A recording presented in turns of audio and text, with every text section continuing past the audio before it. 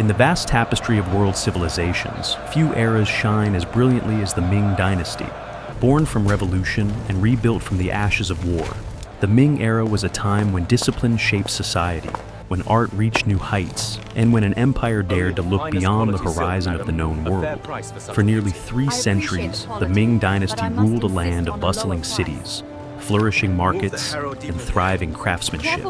Farmers cultivated fertile fields that fed millions, while artisans molded porcelain so fine it would become the envy of continents. Scholars debated philosophy, astronomers charted the heavens, and architects built monuments that still stand today, including the magnificent Forbidden City.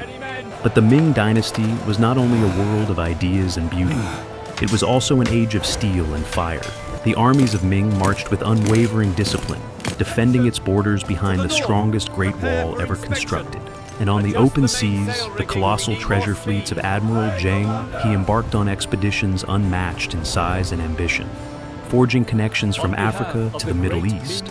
This was a civilization confident in its power, proud of its heritage, and bold in its vision. In this documentary, we journey into the heart of the world, into the daily lives of its people, the machinery of its armies, the brilliance of its economy, and the epic voyages that reshaped global history.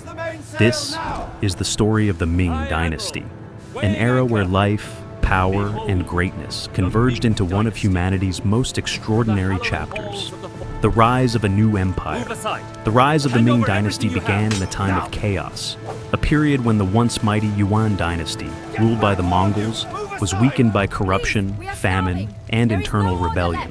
Across the land, suffering grew, and the people longed for stability, order, and hope. In the midst of this turmoil emerged a man who, by every expectation, should never have become emperor. Zhu Yuanzhang was born into poverty, losing his family to famine and forced to become a wandering monk. His early life was marked not by privilege, but by hardship, a life that forged resilience, discipline, and a deep understanding of the people he would one day lead. When rebellion swept across the nation, Zhu Yuanzhang joined the Red Turban Army. Through strategic brilliance, unwavering determination, and the loyalty he inspired, he quickly rose from an ordinary soldier to a formidable leader. Step by step, he united fractured territories, defeated rival warlords, and pushed back the Mongol forces that had dominated China for nearly a century. In 1368, Zhu Yuanzhang proclaimed himself the founding emperor of the Ming Dynasty, the Hongwu Emperor. His vision was clear: rebuild the empire from the ground up. He restored Han Chinese traditions that had been suppressed under Mongol rule. Cities destroyed by war were rebuilt with new walls, markets, and administrative centers. Farmlands were revived, irrigation systems repaired, and taxes restructured so peasants could thrive once more. Under his leadership, laws were strengthened, corruption was punished harshly, and a disciplined bureaucracy was established. The Hongwu Emperor sought to create a government where power was stable, efficient, and firmly grounded in Confucian values. What emerged was one of the most stable and well-organized governments in East Asian history, a foundation strong enough to support nearly 3 centuries of Ming rule. The Ming Dynasty began not with wealth or nobility, but with a man who embodied the struggles of his people, and who transformed a nation broken by turmoil into an empire ready to rise. Daily life. In the Ming Dynasty. Daily life in the Ming Dynasty was a vibrant tapestry woven from tradition, artistry, and the rhythm of everyday work. Across the empire, cities flourished like never before. Markets overflowed with traders calling out prices, the fragrance of food stalls drifting through the streets, and merchants displaying silk, ceramics, spices, and tools from every corner of the land. Scholars, the heart of Ming society, walked through bookshops and academies, debating poetry, philosophy, and politics. Education was not merely a privilege, but a path toward honor, shaped by Confucian ideals that defined the hierarchy of the era. But the true soul of the Ming Dynasty lived in its artisans. In the porcelain kilns of Jingdezhen, massive furnaces roared day and night, turning clay into the iconic blue and white ceramics that would travel across oceans and become symbols of Chinese mastery. Silk workshops buzzed with the steady rhythm of looms as skilled weavers produced fabrics so delicate and radiant that nobles and foreign merchants coveted them. Far from the bustling city centers, rural life thrived as well. Villages were filled with families tending rice fields, gathering tea leaves, and caring for mulberry groves that fed the silkworms essential to the empire's prosperity. Life was simple, yet deeply connected to the land. Most families lived in wooden courtyard homes, warm in winter, open and airy in summer. These homes were more than architecture. They were the center of tradition. Morning rituals, shared meals, ancestral offerings, and festivals all shaped a way of life that strengthened family bonds and preserved cultural identity.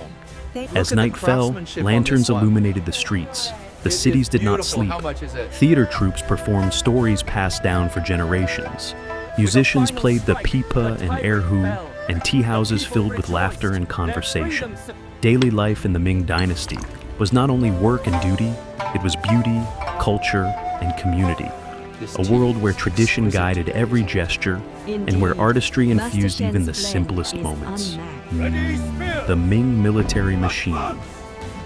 In an age of shifting borders and relentless threats, the Ming Dynasty built one of the most formidable military systems the world had ever seen. It was not simply an army, it was an organized war machine forged from discipline, strategy, and the lessons of a fallen empire. After the collapse of the Yuan dynasty, the Ming rulers understood a harsh truth. China could never afford vulnerability again, so they reshaped their military from the ground up.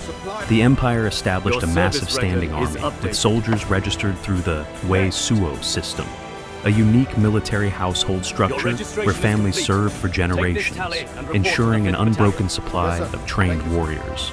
At the heart of this machine was the elite infantry, disciplined and relentless. These troops trained with spears, sabers, shields, and powerful crossbows capable of piercing armor at great distances. Their formations were precise, drilled daily to respond instantly to commands. In battle, they advanced like a single unified body, an iron tide sweeping across the field. Behind them thundered the Ming cavalry, fast, fierce, and deadly. Riding strong northern horses, they carried composite bows and long lances, striking with terrifying speed. Whether patrolling the steppe or charging into battle, they served as the empire's mobile spear point, countering the nomadic raiders who once conquered the land. But the Ming military possessed something that reshaped warfare itself: gunpowder. From fire lances and rockets to early cannons, the Ming were pioneers in gunpowder weaponry. On the battlefield, thunderous explosions shattered enemy lines. Arquebusiers fired volleys from behind shield carts, while massive cannons mounted on fortress walls hurled iron projectiles capable of leveling wooden defenses. The Ming army was among the first in the world to integrate firearms systematically into combat strategy. And then, there was the Great Wall. Not the ancient ruins we imagine today, but a rebuilt titan of stone and brick. Under the Ming, the wall was strengthened like never before. Watchtowers every few hundred meters, beacon towers for rapid communication, and fortified passes guarding vital routes. It was both a physical fortress and a symbol of determination, a line declaring, "Never again will foreign powers break our borders."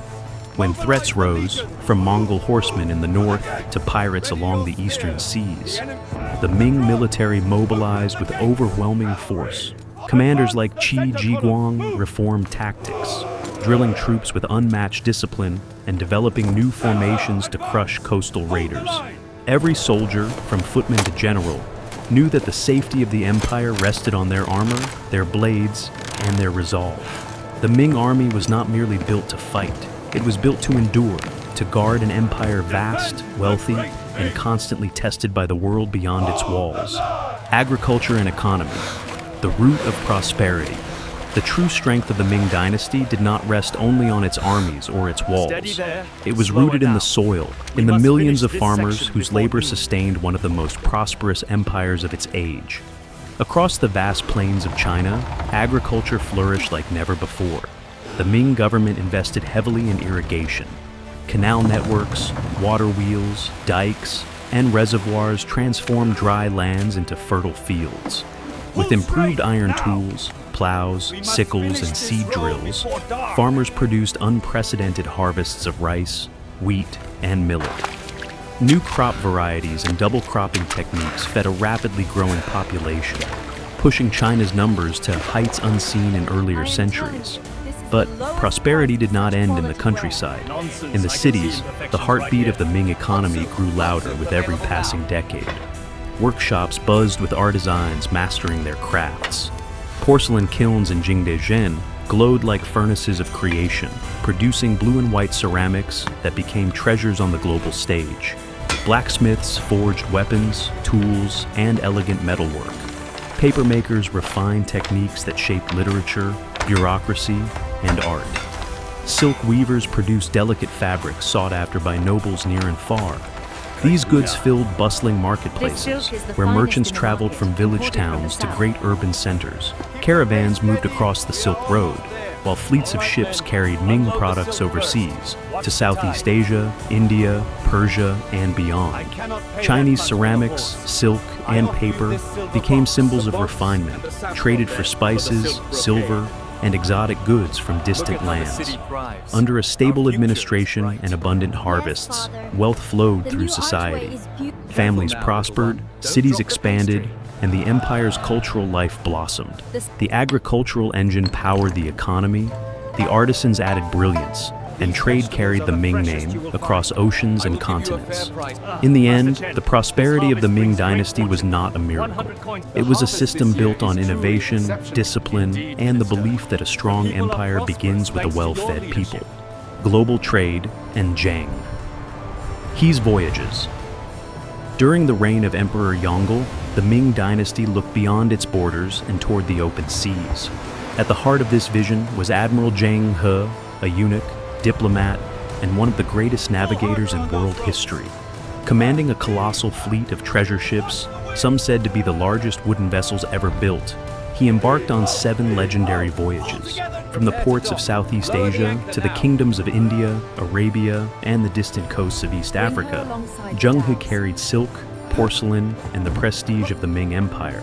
In return, he brought back spices, gems, exotic animals, and knowledge of foreign lands.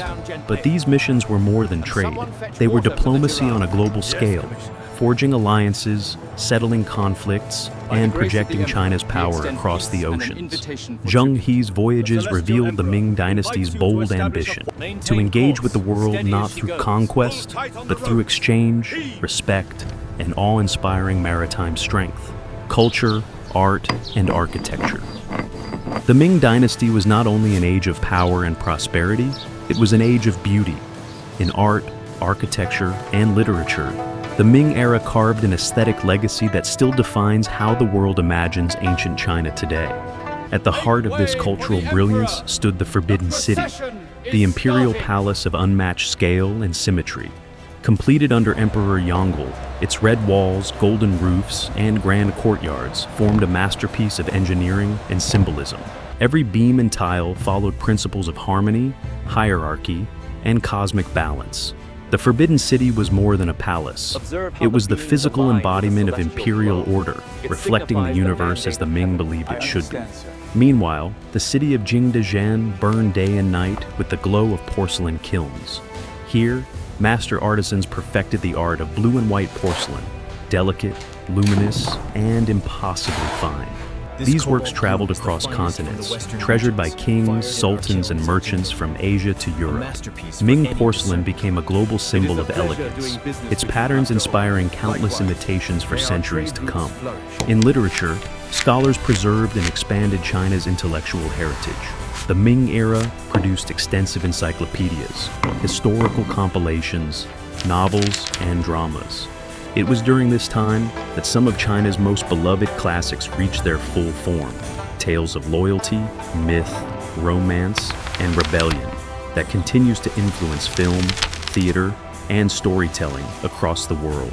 Painting also flourished, marked by landscapes filled with misty mountains and poetic brushstrokes. Scholar artists blended philosophy with art, using ink to express emotion, solitude, and the harmony between humans and nature. From the elegance of porcelain to the vastness of the Forbidden City, The Ming Dynasty shaped a visual identity so iconic that even today when we imagine ancient China, it is often Ming imagery that comes to mind. Golden roofs, flowing robes, blue and white ceramics, and a world built on symmetry and refinement. The culture of the Ming was not merely decoration. It was the soul of an empire, a legacy of beauty, intellect, and artistry that continues to echo through history. A legacy of grandeur. The Ming Dynasty was far more than a ruling house. It was an era defined by discipline, creativity, and vision. Across nearly 3 centuries, it shaped a civilization at the peak of its cultural, economic, and military strength.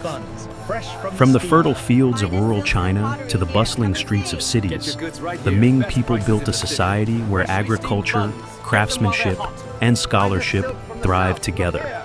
Their artisans produced porcelain, silk, and metalwork that astonished the world, while their scholars preserved and expanded knowledge, creating literature and philosophy that continues to inspire today.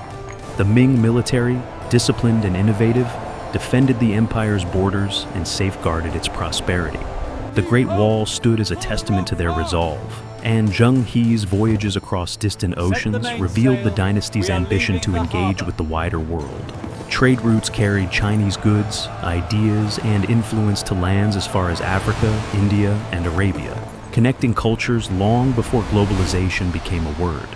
Architecture reached new heights, most famously in the Forbidden City, while painting, music, and literature flourished, leaving a legacy of aesthetic brilliance that still shapes how the world imagines ancient China. The Ming Dynasty was a civilization confident in its identity, its artistry, and its power. A civilization that dreamed boldly and acted decisively. Though the dynasty eventually fell, its impact did not vanish. Ming art, literature, philosophy, and infrastructure live on, reminding us that the greatness of a civilization is measured not only by its conquests, but by the beauty, knowledge, and connections it leaves behind. The Ming Dynasty remains a beacon of human achievement, an age where life, culture, and ambition converge to create one of history's most extraordinary eras.